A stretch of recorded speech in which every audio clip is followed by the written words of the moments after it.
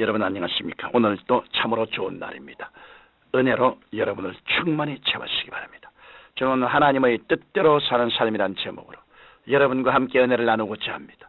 본문 말씀은 데살로니가 전서 5장 16절로 18절입니다. 항상 기뻐하라, 쉬지 말고 기도하라, 범사에 감사하라. 이는 그리스도 예수 안에서 너희를 향하신 하나님의 뜻이니라. 자식이 부모님께 효도하는 길은 무엇보다 부모님 뜻을 잘 받들어 실행하는 것입니다. 부모님께 아무리 좋은 것을 드리고 호의호식하게 해드린다 해도 부모님의 심기를 불편하게 한다면 참된 효도라고 할 수 없습니다. 우리 그리스도인들도 마찬가지입니다. 우리가 하나님께 영광 돌리는 참된 삶은 하나님 아버지의 기뻐하시는 뜻을 이루어 드리는 것입니다. 우리가 하나님의 뜻대로 살 때 바로 거기에 행복이 있습니다. 그러므로 저는 본문이 말씀하고 있는 하나님의 뜻을 살펴봄으로써 같이 은혜를 나누고자 합니다. 첫째로 항상 기뻐하는 삶을 사는 것이 하나님의 뜻입니다. 하나님께서는 우리가 기뻐하면서 살기를 원하십니다. 성경 우리에게 야훼를 기뻐하라, 제가 내 마음의 소원을 이루어 주시려다라고 말씀합니다. 우리 주 예수님께서 이 세상에 남겨놓으신 은혜는 다른 무엇보다 기쁨입니다. 따라서 기쁨은 우리 주를 믿는 사람들의 신앙의 외적 표현입니다. 그 때문에 사도 바울은 로마의 습기 찬 지하 감방에 있으면서도 빌립보 성들에게 편지하기를 주 안에서 항상 기뻐하라, 내가 다시 말하니 기뻐하라고 한 것입니다. 기쁨이란 참으로 마음의 자세에 있는 것입니다. 부정적이고 우울한 마음의 태도를 갖고 있으면 절대로 기쁨을 얻을 수가 없습니다. 사람이 이 세상을 살면서 어두운 곳과 부정적인 것을 찾으면 한이 없이 찾을 수 있기 때문입니다. 국가의 경제가 불황해서 허덕이고 사회 인륜 도덕이 허물어져감을 볼 때 기뻐할 수가 없습니다. 가정에 문제가 닥쳤을 때도 잘못된 면만을 바라본다면 탄식할 수밖에 없습니다. 그러나 예수님을 믿는 사람들은 항상 기뻐할 이유가 있습니다. 환경을 초월한 기쁨, 이것이 바로 신앙입니다. 구약의 하박국 선지자는 비록 무화과나무가 무성치 못하며 포도나무에 열매가 없으며 우리의 양이 없으며 외양간에 소가 없을지라도 나는 야훼를 인하여 즐거워하며 나의 구원의 하나님을 인하여 기뻐하리로다라고 고백하였습니다. 우리가 인생의 모든 염려와 근심을 하나님 앞에 내어 맡기면 위대하신 하나님께서 우리를 돌봐주시기 때문에 기쁨이 솟아나게 되는 것입니다. 또한 우리는 예수님의 사랑 때문에 기뻐할 수 있습니다. 우리는 죄 중에서 태어나 죄악을 물 마시듯 먹고 마시며 살아왔습니다. 우리는 심판받아 멸망받을 수밖에 없었습니다.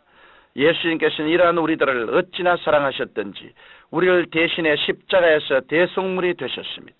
예수님이 눈물겨운 사랑을 생각할 때 우리는 크게 기뻐하고 감사하지 않을 수 없는 것입니다. 또한 우리는 성령이 우리와 함께 계시기 때문에 기뻐해야 합니다. 주님께서는 우리를 고아와 같이 버려두지 아니하시고 성령을 보내셔서 늘 함께 하셨습니다. 성령께서는 우리와 같이 계셔서 우리를 위로하시고 은혜를 주시며 하나님을 아는 지식과 삶에 필요한 지혜를 베푸시고 기쁨의 원천이 되어 주십니다. 우리가 성령으로 충만할 때 세상에서 맛볼 수 없는 놀라운 기쁨이 넘쳐나는 것입니다. 이처럼 그리스도에게는 항상 기뻐할 이유가 있으므로 우리는 늘 하나님을 찬양하며 기쁨으로 살아가야 되겠습니다. 둘째로 쉬지 말고 기도하는 삶을 사는 것이 하나님의 뜻입니다. 기도는 우리로 하여금 하늘나라의 능력과 영광을 충만히 체험하게 합니다. 세상과 말을 많이 하는 사람은 세속적인 사람이 되고 하늘나라와 말을 많이 하는 사람, 즉 기도하는 사람은 천국형 사람이 됩니다.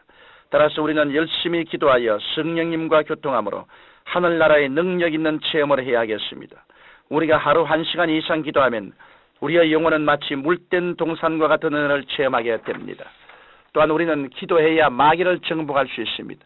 마귀가 제일 무서워하는 것이 기도입니다. 우리의 싸움은 혈과 육에 대한 것이 아닙니다. 정사와 권세와 이 세상 어두움의 주관자들과 공중의 권세압은 악한 영들에 대한 것입니다. 원수 마귀는 우리를 덕질하고 죽이고 멸망시키려고 합니다. 이런 마귀의 세력을 붕괴시키는 것이 기도입니다. 그렇기 때문에 마귀는 어찌하든지 성도가 기도하지 못하게 방해합니다. 그러나 우리가 기도할 때 마귀는 한 길로 왔다가 7길로 도망하게 됩니다. 주 안에서 변화받은 성도의 기도는 마귀의 세력을 무너뜨리는 능력이 있는 것입니다. 하늘나라의 법칙은 부르심에 대한 응답입니다. 성경은 너는 내게 부르시리라, 내가 내게 응답하겠고 내가 알지 못하는 크고 비밀한 일을 내게 보이리라고 말씀하셨습니다. 예수님께서도 친히 너희가 내 이름으로 무엇을 구하든지 내가 시행하리니 이는 아버지로 하여금 아들을 인하여 영광을 얻으시게 하리 함이라고 말씀하셨습니다.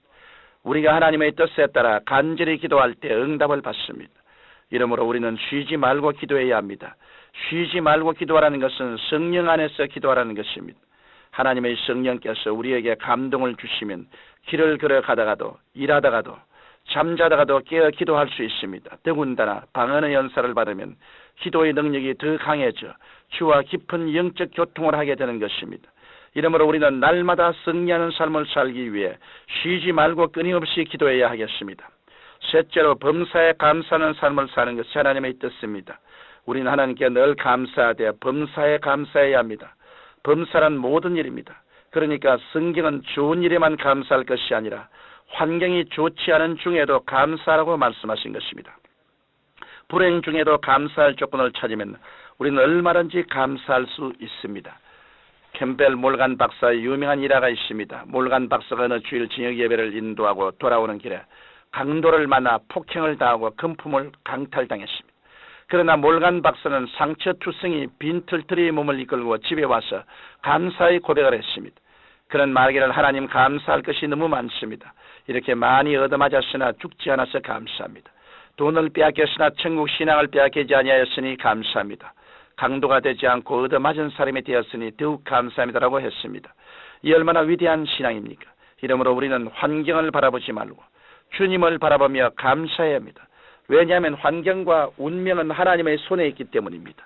성경은 우리가 알거니와 하나님을 사랑하는 자 곧 그 뜻대로 부르심을 입은 자들에게는 모든 것이 합력하여 선을 이루느니라고 말씀하셨습니다. 우리가 좋지 않은 환경만 바라보면 원망과 불평만 하게 됩니다.